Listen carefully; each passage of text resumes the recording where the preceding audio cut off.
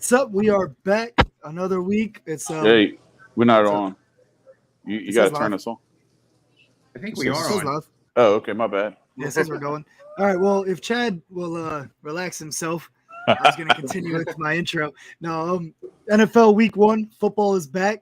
Chad's been drinking. It's a good day to have a day.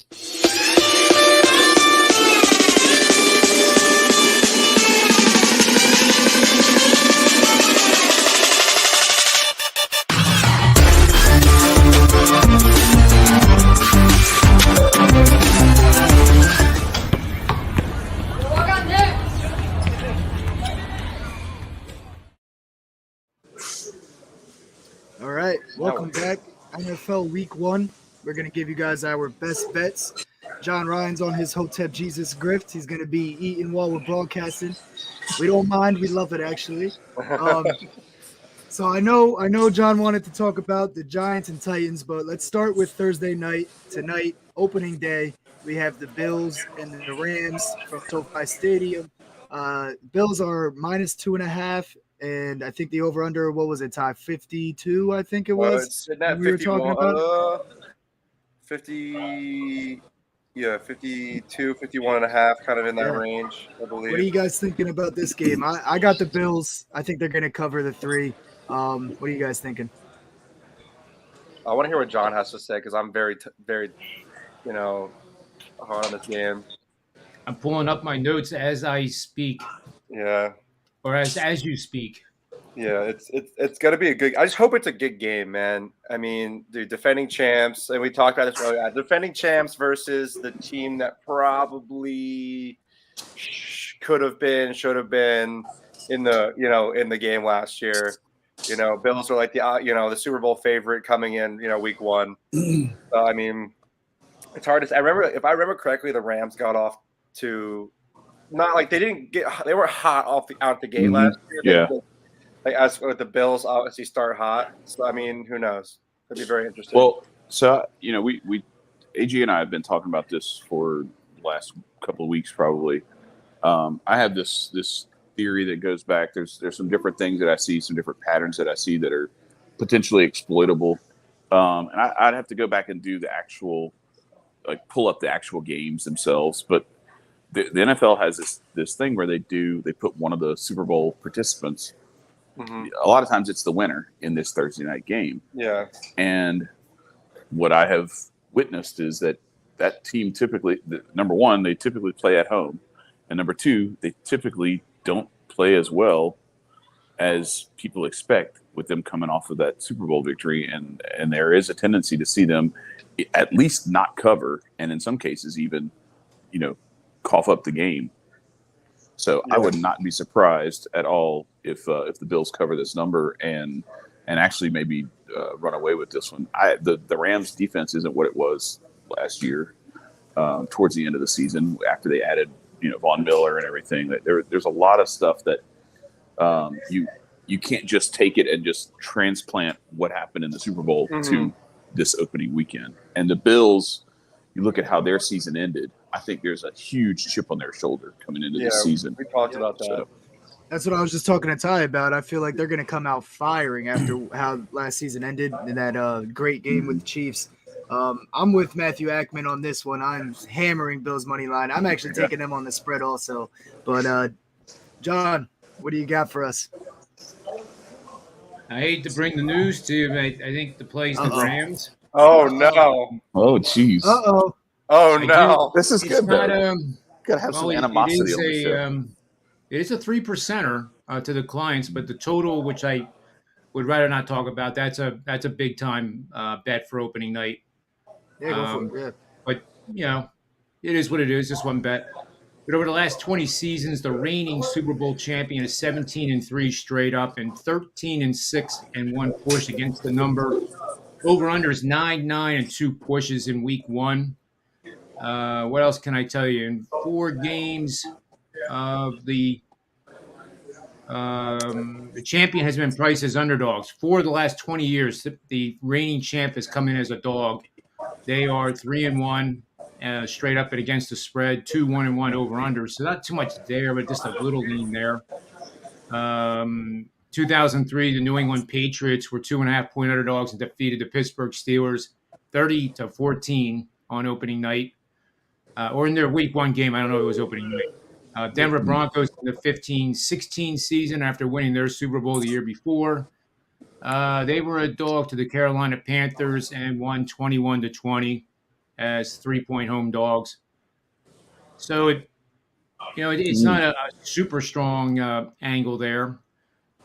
Super Bowl champs in general don't have the hangover that the losing Super Bowl participant has. And the greatest example of that, and you guys will agree with this, I'm sure, is the Atlanta Falcons, because after that 28-3, whatever the hell that coaching was, I was on the Patriots that day, so I was kind of pleased watching what I was watching in the second half with all my friends over and families, and it was kind of nuts. But I took my phone and turned it upside down because I thought if I look at another text from somebody, I was going to jinx it. Yeah. In my opinion, you could see it coming, because once he got rolling, you could see how tired the Falcons defense was from the first half, because Atlanta scored so quickly that defense was shot. They weren't rested. Yeah. And then there was some really ridiculous calls by Quinn, which, we don't have to go over those. Yeah. Because, nobody's perfect in this world, but a couple of those could have been a little bit different than running a jet sweep when you're winning the Super Bowl. Just saying. Well, this is why we have you on, though, John, because you just took a massive hot dump on my perception of how Super Bowl champions perform in this opening week, because my perception was completely different from what the numbers say, and that's why you're here, because you bring the hard, cold facts that fly in the face of what people. Yeah, no, but it does. Now that I think about it, I may be cherry picking a handful of select games that were not in favor of the Super Bowl winner, and just looking at those. So, and the other thing is too, the fact that you brought up the home dogs, because that's what we're dealing with here. This is not. Yeah. I think one of the ones that I was talking about, so when the Saints won the Super Bowl in 2009, they opened up the season the next year at home as a big favorite, and they stunk it up. It was one of their worst games under Drew Brees that I can remember, and that was one that kind of stuck out to me. But again, they were a big favorite at home, and it's a different situation. What we're talking about here is the Rams playing in their home stadium, getting the big, all the fanfare. They're going to raise a banner. There's going to be all that pomp and circumstance at that game that I think could bring that energy level that people may not be expecting. So I'm feeling you. That's a good point. Yeah, I think too. If you're the Super Bowl champion, how dare people make us an underdog? Yeah, right. Yeah. Won the whole thing. What in the world is that? I mean, that's I know that would get me a little disturbed. Yeah, that's a good point I didn't think about before. Go ahead, Todd. Yeah, so you can make cases both ways. I've always heard, it was a quote from Greg Popovich. He's like, this Spurs team will never be as good as before they won our first title, because of that hunger factor. Once you know what it's like to win, it's a different mindset going to next season. But Chad and I are playing the emotional factor versus John's numbers. So it's which is, you know what I mean? The mindset versus what the numbers say. You know what I mean? Well, that's a thing I didn't consider with the emotional factor, because I was on the same side as that. I'm thinking they're going to come in firing after how their season ended last year, and the Rams, they won a Super Bowl. They don't have to come in with anything. But John just brought up a great point. How are you going to make me a dog after I just won the league? Yeah. So, they might come out firing based off of that, and they're home. So that stadium's going to be lit with that, because they're going to have fireworks. And is it going to be lit though? I don't know. They're in California. It depends how late the game gets. I guess. Lit as it can be for LA. Are they shutting the grids down and whatnot in the middle of the night? Yeah, I didn't think about that. They better hope there's no overtime. It'll be candle lit. That's candle lit. Yep. Josh Allen better hope there's no overtime. It'll be 80. It'll be 82 degrees indoors too. But yeah, all right. So I think to mention is Super Bowl champions in the first 2 weeks of the regular season might be interesting to note, and most of them have back-to-back home games. The Rams here are going to be 13.5-point favorites, as I see it now, against the Falcons. Mm-hmm. These teams, and now this is going the reigning Super Bowl champion, the first 2 home games of the following season. These teams have gone 16-2 straight up, 12-5-1 against the number for 71%, including an 8-8-2 over-under record. Rams, as I said, are 13.5-point home favorites next week against the Falcons. So, this food for thought for week 2 already. Yeah. There you go. 2 for 1. All right, so anybody else got anything else? I mean, I'm going to take Dawson Knox for an anytime touchdown as well. I think he's a lock to score tonight. So I'm taking that, and I'm signing with the Bills. Yeah. Anything else you guys want to talk about this game? I like or Josh we can Allen get to to the rest of walk the one in. Sunday slate. I like Josh Allen to walk one in, and his over yards is like 37.5 rushing. I like that for Josh Allen a lot. Okay. Getting away from that pressure. Yeah. Yeah, which he's gonna have to. Mm-hmm. That's true. That's a good point. That's a good call. All right, John, what you got for Giants Titans? I like this game too because I like the dog here. I think the Giants have a chance, but what are the numbers telling me? They have more than a chance according to the models. There you go.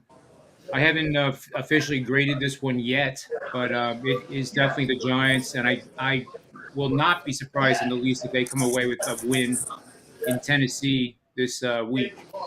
So that's a pretty bold statement, but that was one that I put out about a month ago, believe it or not. New head coaches, we have 10 of them in the NFL. Giants have, I think, a good one. And, what's better than having Barkley healthy? First game of the year. He's not nicked, not banged up. And I see him as a great player prop bet over the rushing yards, whatever it is. Rushing attempts, rushing yards, Barkley. I think he's probably the number 1 player in my DraftKings DFS lineup for Sunday. Yeah. And Okay. I see Tennessee regressing a little bit. I originally thought that they would be a team that would be a good bet for the over the total and the wins total, but then when I started really digging into it, it became neutral. And now, if anything, Tennessee is one of those teams that's kind of on the cusp of either repeating what they did or having an off year. And we all know the NFL is parity. Yeah, Tennessee's very wishy-washy too. Can you imagine if the Giants were a team that contended for the NFC East as we sit here right now? You don't have to do much to contend for the NFC East, so it's definitely it's not outside the realm of possibility. That's for sure. Yeah, you're right. I mean, you're clearly right.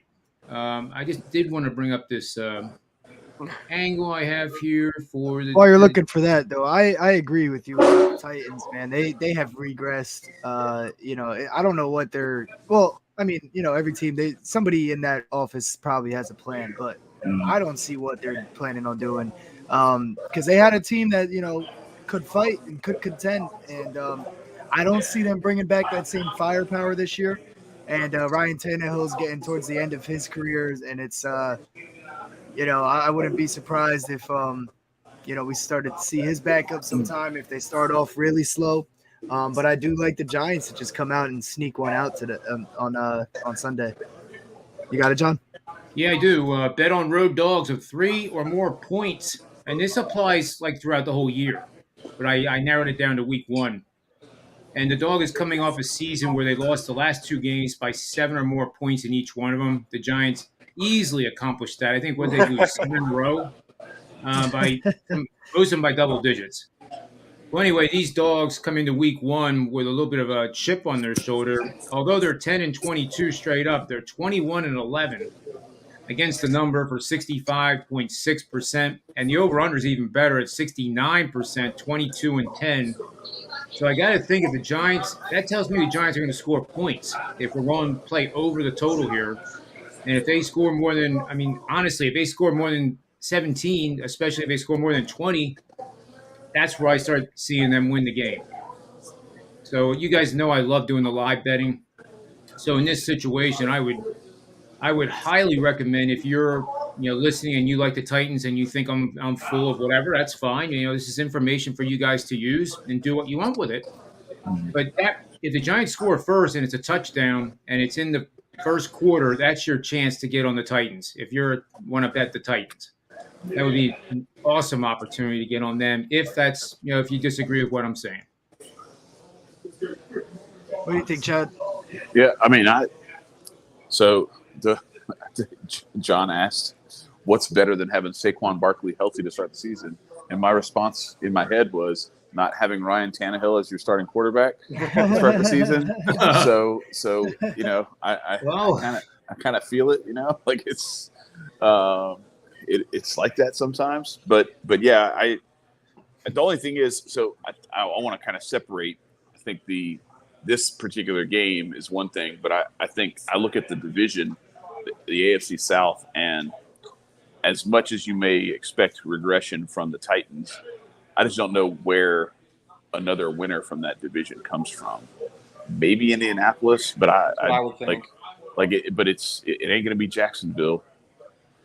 I would say the Colts. It's not going to be Houston. Yeah. So yeah. Yeah. With Jonathan Taylor, yeah. I mean, it's you could, but so anyway. So I think there is some sort of built-in, and the other thing is too, because of the way they're structured, unless you have like an extended outage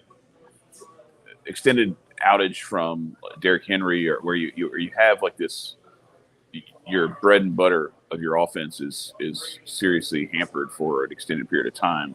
I just see them being able to pile up some wins just by overpowering people, and the defense is still strong, so that you can really control games that way.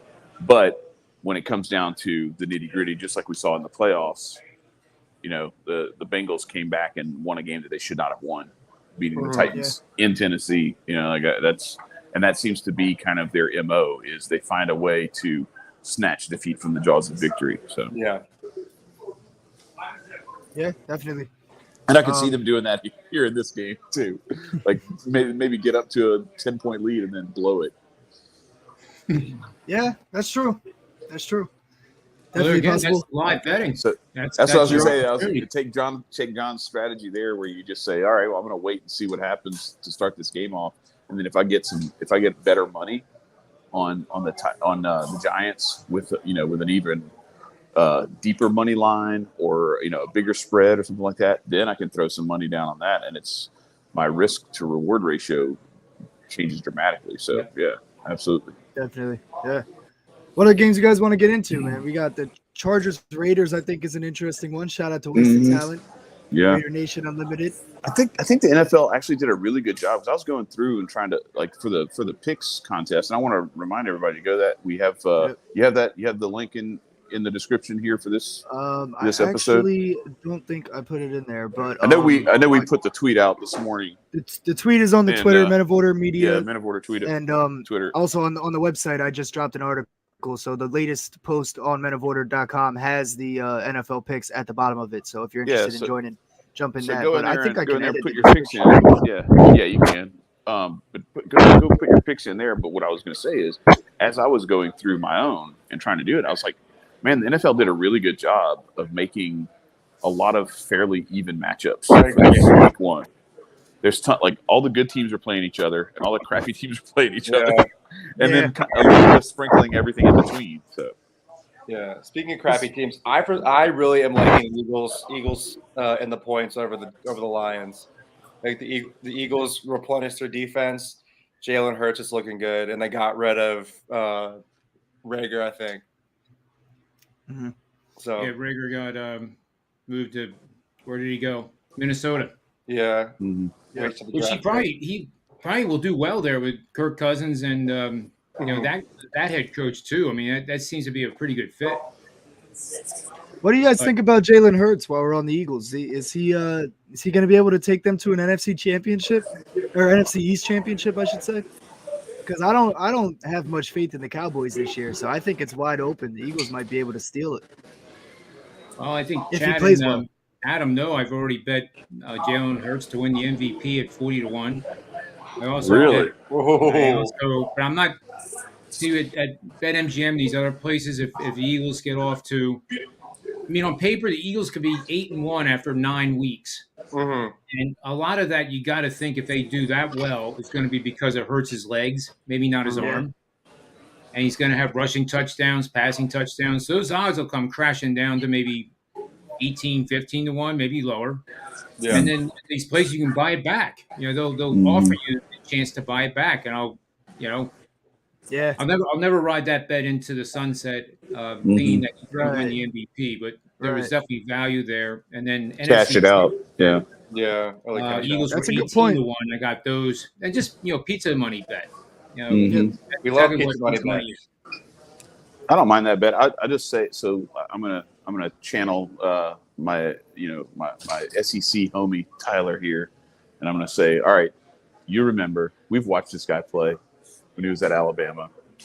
What's your honest assessment of the ability of one Jalen Hurts when it comes to reading defenses and actually making plays with his arm and not having to rely on breaking the play down with his feet? Yeah, if we're talking Jalen Hurts, Alabama, pretty much never.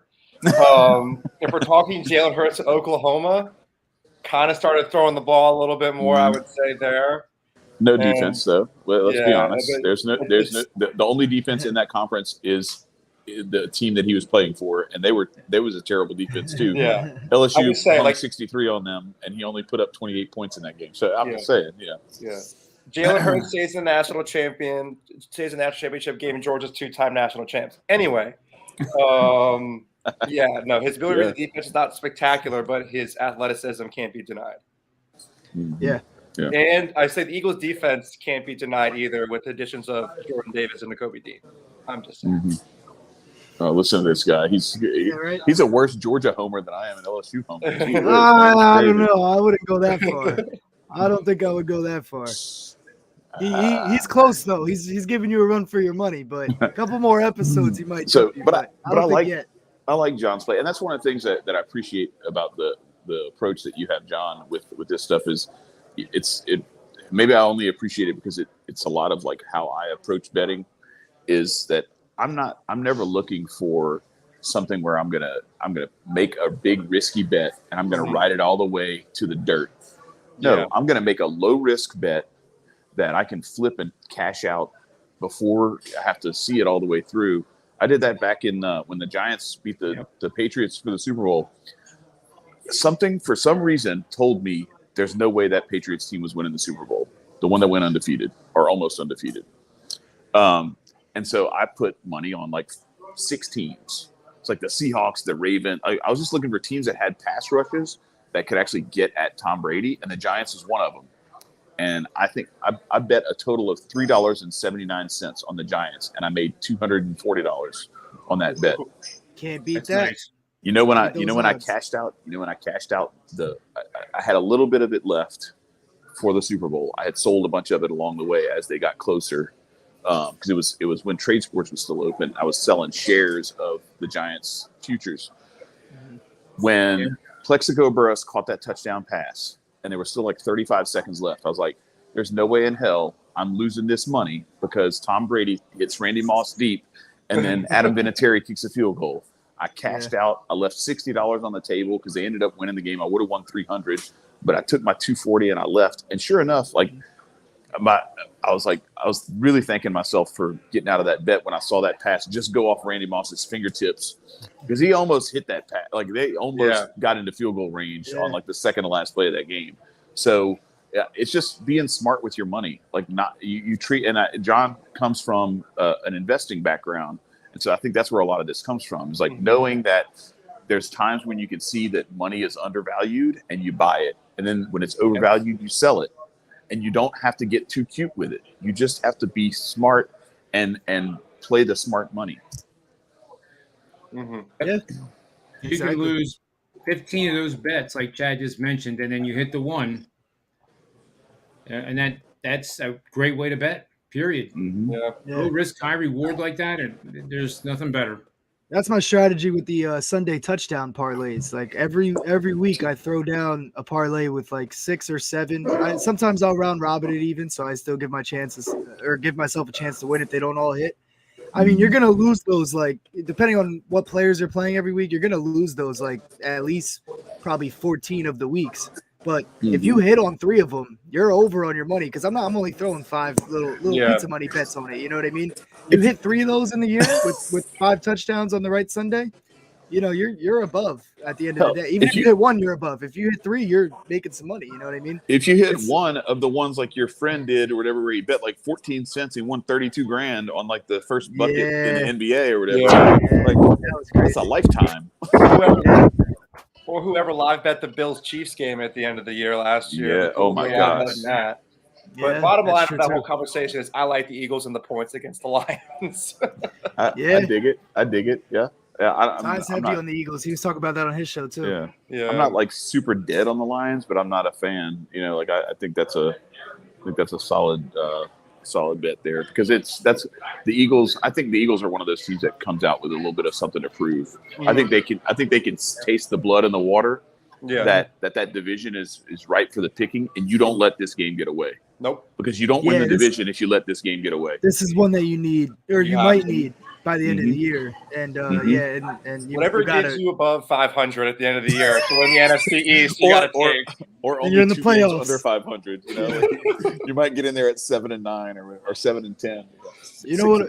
My favorite underdog on the board this on this Sunday slate of Week 1 NFL is the Patriots as dogs going into Miami. Yeah. I feel like Billy B, Miami's baby. getting a little I feel like they're getting a little too much love, too much hype.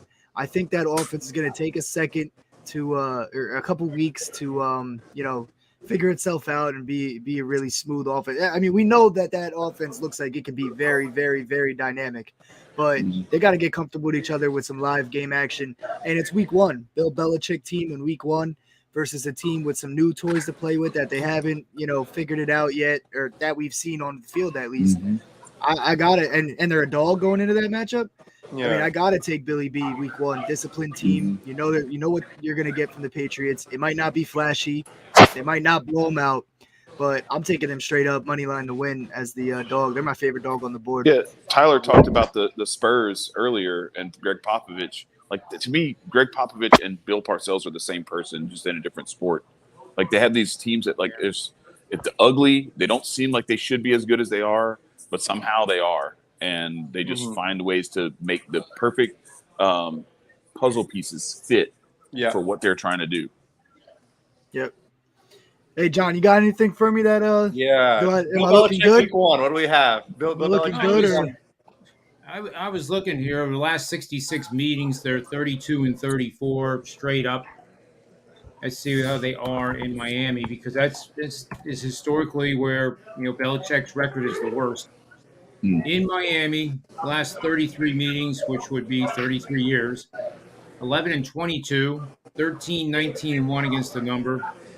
So that sounds bad, but these things reverse. They get to a point, they're seasoned, and they reverse, just like the stock market reverses and corrects. So, enough's enough with Miami having this, curse over the Patriots down in South Beach there. And I think you're on to a good play there. Yeah, I really like the Patriots. I can't believe they're dogs Week 1, knowing who their head coach is. Well, I mean, it would make sense on some in some matchups depending on who they're playing, but they're playing Miami, and I really think it just comes down to the fact that Miami's a little overhyped right now. With the people they brought in. I mean, granted, they could be a good team, second in that division possibly, but I don't think it's going to be pretty and beautiful Week 1. You know what I mean? Well, I think too. I think people are probably more than aware of like that, either that number or that perception, right? And so I think Vegas is playing a little bit into that expectation and perception with that number, where you almost kind of get, because I talk, and we're going to talk about this. We've got an episode coming up where I'm going to break down some games that gave me I had a pretty good inkling that there was something a little fishy going on. I don't know how exactly it goes down, but there's some traps that get set for you, and you got to be careful and figure out how to avoid some of those traps. And I think a lot of times you see some of these lines, and they're teasing you to look at it like it's too good to be true. Like, okay, the Belichick, that's where most people are going. It's the Patriots, it's Belichick, blah blah blah. But they don't know the inside info that I know on how bad the Patriots are when they go down to Miami, and so that number will move farther away than it should. and because I've seen this, one of the games that I want to talk about is the Saints at Atlanta. Atlanta's terrible. Atlanta's supposed to be even worse than they were last year. I've been a Saints fan. Maybe you got something on this, John, but I've been a Saints fan, since I was a baby.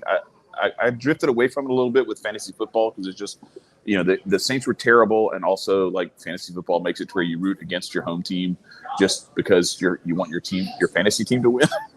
But I've watched them play either Tampa Bay on the road when Tampa Bay was terrible, or Atlanta on the road when Atlanta's terrible, and they go in as a favorite, and they're supposed to be the better team, and they go into that stadium and they cough one up.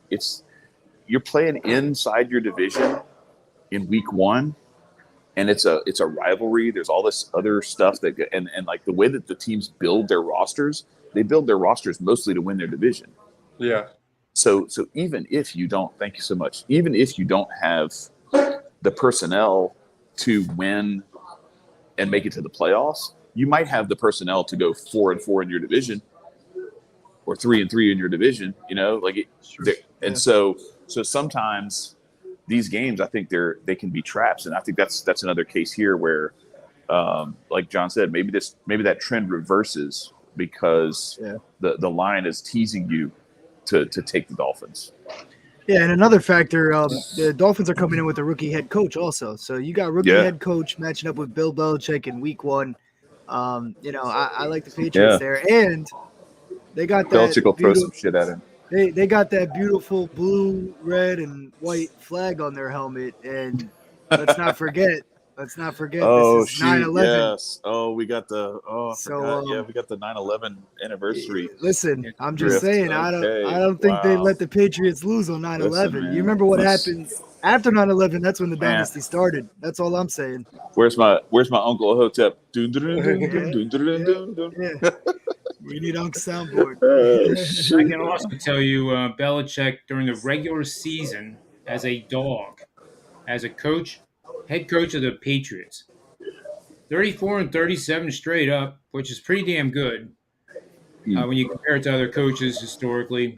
Against the spread number, listen to this: 44, 26, and 1 push, 63% on the line, taking Belichick as a dog. Yeah. Over under is 39-31, 56%. Yeah, I bet against that guy.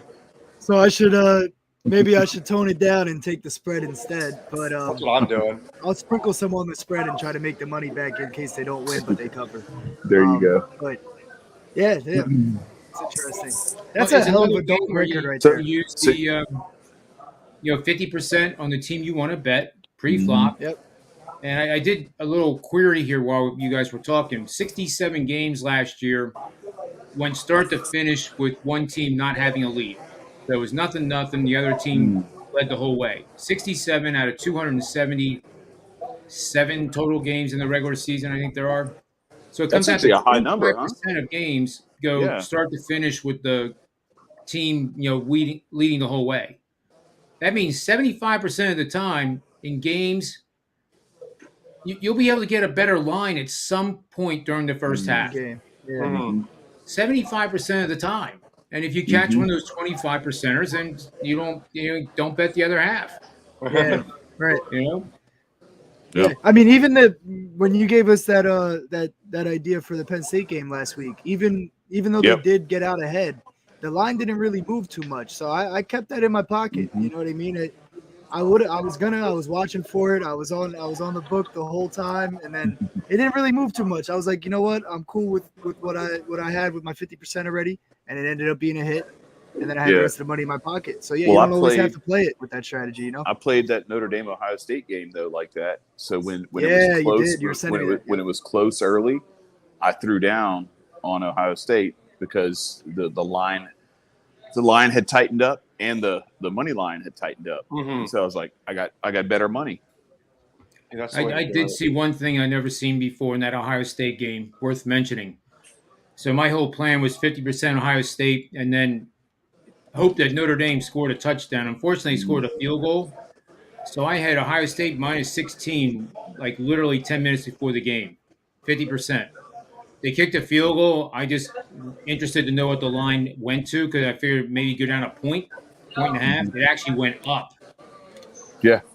Notre Dame scores, and the live betting line right after that went to 17. Went to 17. Yeah, that's crazy.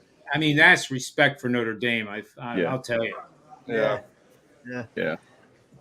But I'll tell you, So- Brian Kelly's going to have his face ripped off every single week in the SEC, and I can't wait to watch that happen. There, I said my bad thing for the show. I can't wait either. That's man. I'm He's still not trying playing to, Army anymore.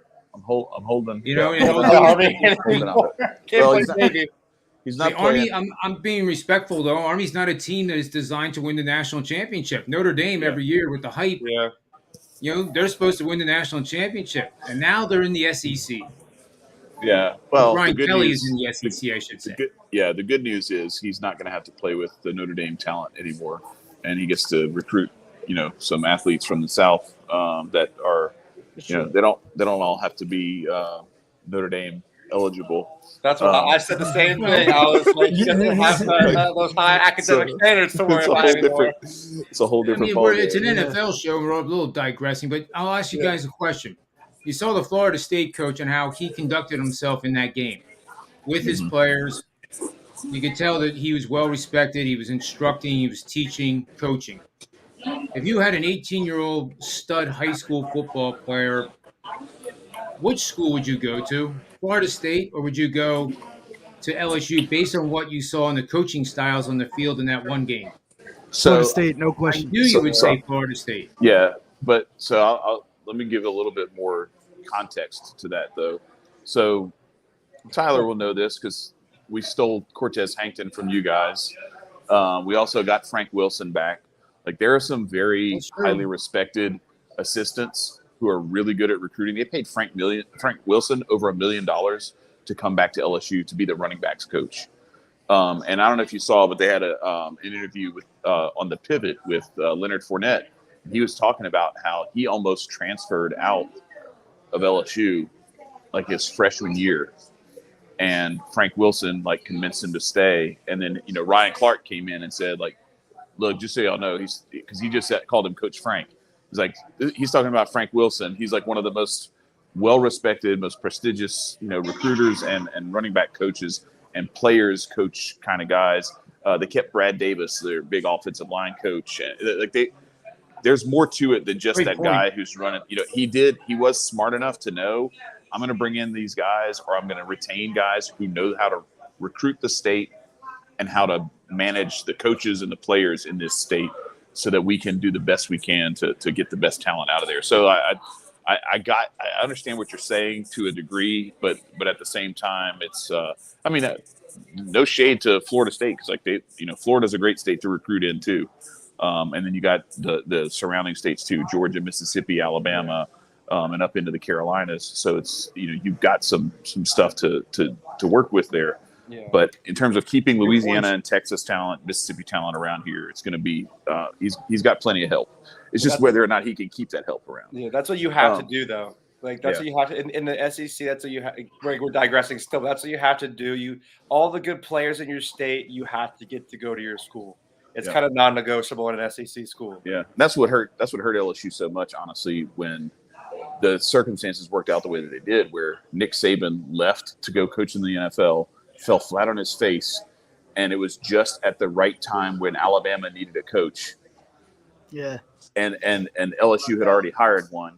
And so, they really got lucky. They don't even understand. They're so arrogant. They don't even understand how incredibly lucky they are that the circumstances fell the way that they did. Because if they hadn't, and Saban had been successful in the NFL, they'd still probably be scrambling for who that next head coach is going to be at this point.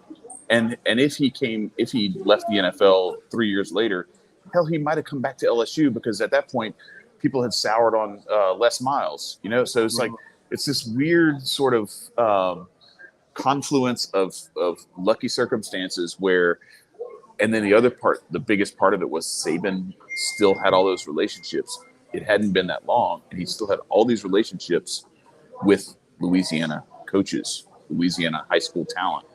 And so you look at it, and Alabama's getting tons of Derrick Henry's from New Orleans. Like, you know, like all these guys are Louisiana guys. So somebody's got their text notifications turned on. But yeah, so let's real quick. You want to go through like who we got for the Super Bowl? We might not have enough time for the I just division by finished division. an article on that. Oh, did you? What you got, John? Yeah, Go ahead. it's posted over at gambling.com. And they gave me a hat. There you Nice. go. There you go. Black and white. Pretty cool, man. Yeah. Adam dropped it. I got next take for his Super Bowl pick on Yeah, so winners. And I don't know if we want to let him say it on here because I want to be the one to drop the clip. so you know, ever since Ant inspired us last year with his Super Bowl takes, I've been thinking about who would this year be? Who would be my early pick for this year using Ant's theories? And I had to start thinking, and everything going on in the world right now with the politics has to do with money. We got the student loan forgiveness, inflation out the roof, What's a student loan? taxes stuff. They want to change the taxes and whatnot. They're coming after crypto. So they're coming after crypto. Yeah, climate change and all this shit. fiat is tanking and stuff in some countries, whatnot. So all this money stuff going on. Why it seems perfect to be Bills, Bucks. Hey, you know what? And there's That's all talent. I'm saying. There's all I'm talent there to saying. back that up too. He dropped that on Pick It Winners. I was like, I need to Bills, clip this Bucks. so Chad can't have it. That is very clever. I actually understood it. Those Bucks. That's really good. Yeah, we didn't and- have to do a whole bunch of. And the fancy Bills stuff are the for favorites. It's not. I'm not going too far off a limb. Bills are the Yeah. favorites. We never count Brady out. And I feel like why would Brady come back to not win a Super Bowl? Like, they probably told him, "Hey, you give us one more year, we'll give you a Super Bowl maybe, or at least an appearance." And Bills fans would love to give Brady the business in the Super Bowl Exactly. to get some that would be payback. bad. And yeah, You know what I'm how about saying? that? Like- Going out that way after them being your rival for your whole career, you go to Tampa and then you go out with a Super Bowl versus the Bills. Yeah, I'm just yeah, saying. for sure. All right. Did you guys hear? Speaking of Brady, did you guys hear about why he missed training camp for a couple weeks or whatever it was? No. He's doing the singing thing. He's the masked singer on the that masked singer show, whatever Is it's that really called. why? Yeah, really? Oh, No, really? That's what I was told, but I don't know. I So- don't talk to Tommy too often. no, You know, I heard. As I was told from somebody that actually is kind of pretty close to the situation. I don't think it has to do with Giselle being. So that's The what I was New going to York get Post, into. that front page in New York Post said "trouble in the sack." Oh, We get that Uh-oh. pun. Wow. Did you get a vasectomy or what? Did it go, Yeah. vasectomy Oh, that's- gone wrong? now So- we're talking about Trouble Tom in the Brady's sack. testicles. How do we get here? I don't know. I mean, I'm blaming John. He said trouble in the sack. You know? Yeah. So, That's New York No, Post. but yeah. man. That's what I was going Right. to talk about because I thought that's what I thought. I mean, that was the story that was surfacing and buzzing around that Giselle had a big flip out because he unretired, and she didn't want to be home with the kids, stuck with the kids. Yeah, She he's said, like- "You better sacrifice something too." all right. So look, They I do got. have like several nannies that assist in Giselle's daily chores. Exactly. They, What you? I think. So What do you I- got, Chad? I got 5% battery, so I have to while I'm here. So He's I'm the only one who's on location. I thought we were all going to be at bars for this, so I went and found. I'm like a little bit away from one of my clients, and so like this is like an old spot I used to go to. This is the surf and turf po' boy from Daryl's in Lake Charles. We're right there, like on I-10, and this place is so good that like my family, I went. So this is like 4 of these things, large, all packed to Wow. travel. They pack the bread separately. They pack all the meat and cheese separately and all that stuff. And so Oh, they took care of they're you. coming home with me. Yeah, they take care of Nice. me. It's a Nice. good little spot. So I want to say, like, since we're talking about the Bills and the Bucks, the po' boy is the way to go. It comes from the old the poor boy, like where you just take like a piece of bread and you just stuff it with whatever you could find, vegetables and meat and everything to make yourself a sandwich. But yeah, that's the spot. This is the spot, and I really enjoyed doing this. But I would have to say that I as much as I would like to see that Bills Bucks Super Bowl, I think there's some way or another that we're going to see somebody other than Tom Brady in that Super Bowl, and then Brady's going to retire without even getting to the Super Bowl. That's my hot take. So who is it then? Rams, Packers?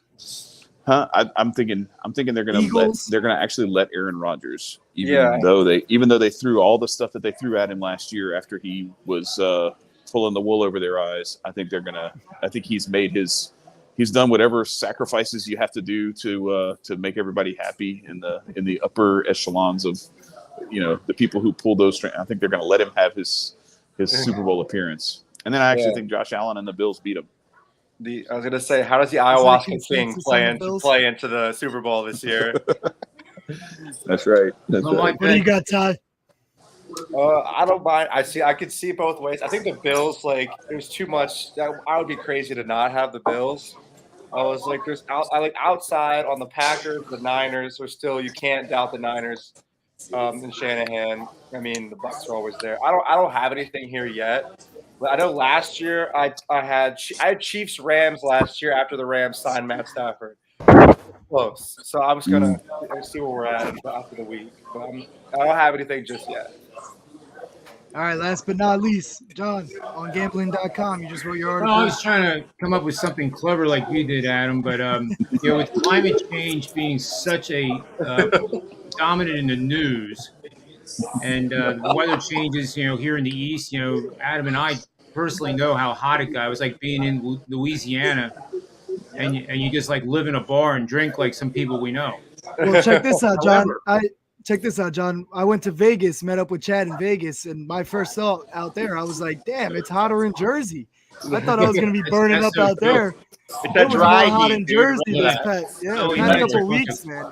Brutal. That is a bunch of malarkey, that dry heat, man. I don't give a crap. It's 110 on a golf course. I would still have fun, but it's still hot.